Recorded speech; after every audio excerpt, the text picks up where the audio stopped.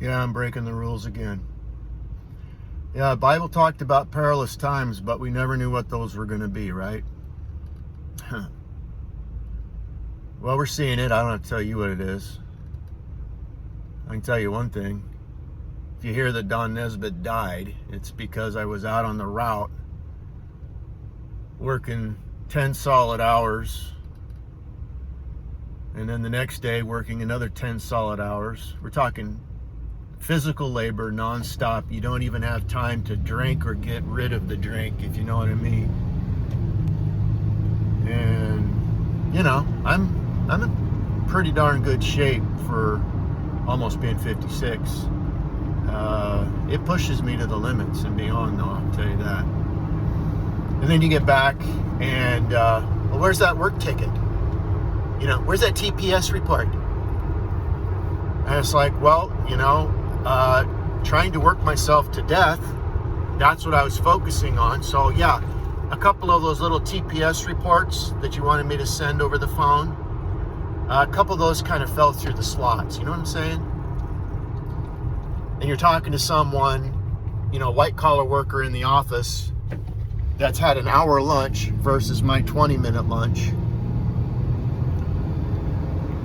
who is, quite frankly, extremely overweight, like all the office staff. It's just a fact. I'm not trying to be ugly here. That's just the facts. They've never worked a day, even a quarter of a day, like I've worked in their entire lives. And I'm not trying to whine here, but I'm just telling you that's the status quo. And some of you,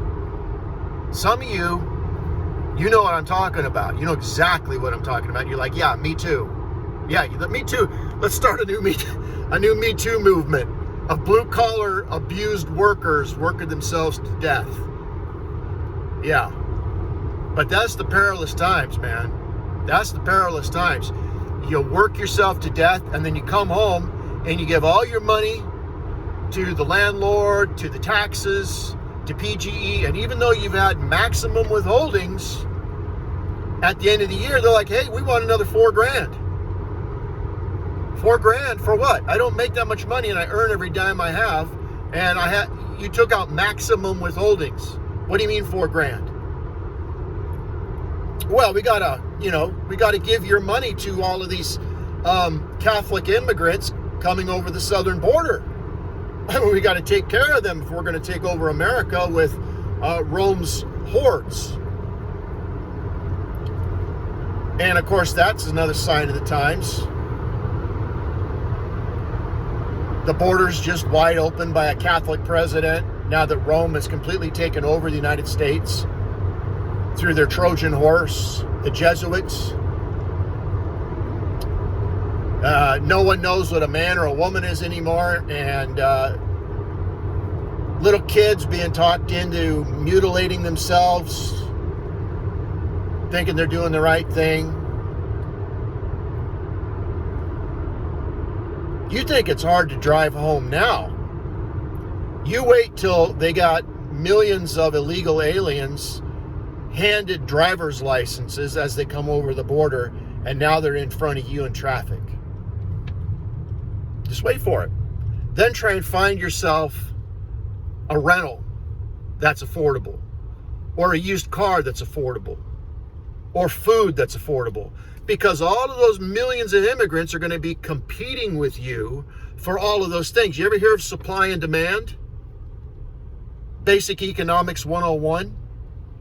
That's what you're dealing with. Each person that comes over that border wants a slice of the pie. And there's only so much pie to eat. Hey, we want a slice. Yeah, we want a slice. I want 3 slices. You're going to have to give up some of your slice, or you're going to have to pay a lot of money to get a slice. So, here I am. I'm breaking the rules. I shouldn't be texting. I shouldn't be doing this while I'm driving. But I just had to say something.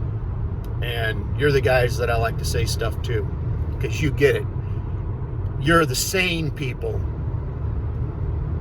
What's our remnant? Are we the Bible believers? We're the Bible believers, but we're also the remnant of the sane people. We're all that's left. Maybe we should call ourselves the Omega Group. I'm not the Omega Man. I've got the Omega Group here. So, see you tomorrow.